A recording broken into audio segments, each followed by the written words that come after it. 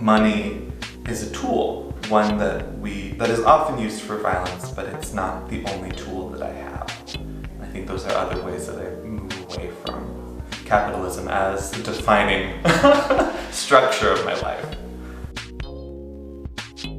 My name is Garcia, and I am 26 years old. I've pretty consistently worked multiple jobs since college, since my first year of college. I went to university on a combination of scholarships and loans, and while I'm super thankful and privileged that my parents were in a place to support me while I was at school, my generational wealth is only one generation deep, and it can be precarious for all sorts of reasons, and I had to work. So working multiple jobs in school gave me the expectation that once I left university, especially having the degree that I did, which was a humanities degree, I got a degree in English and theater, and gave me the expectation that I would need to work multiple jobs in order to afford to live in Chicago, which is, even if it's one of the more affordable metropolitan areas in the United States, it's still very expensive to live here. And I think what that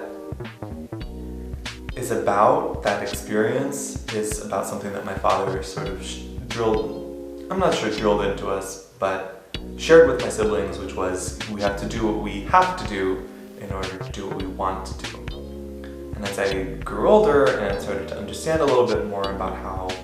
having a job works and how finances work in the United States, it was a realization that I needed to accumulate enough money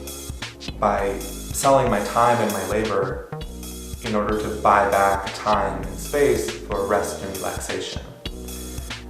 And I realized that the whole idea of a vacation, like an extended break from work, is sort of tangled up in these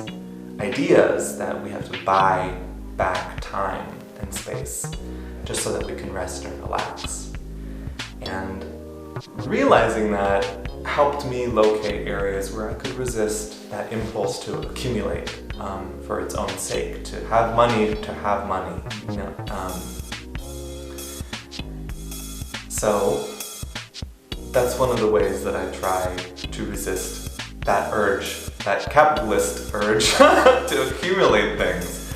and to incorporate rest and relaxation into my daily routine, because it's not a luxury insofar as it shouldn't be a luxury. I don't believe that it should be a luxury, that we have time and space to rest our bodies and our minds and our hearts. And so incorporating rest and relaxation as part of a necessary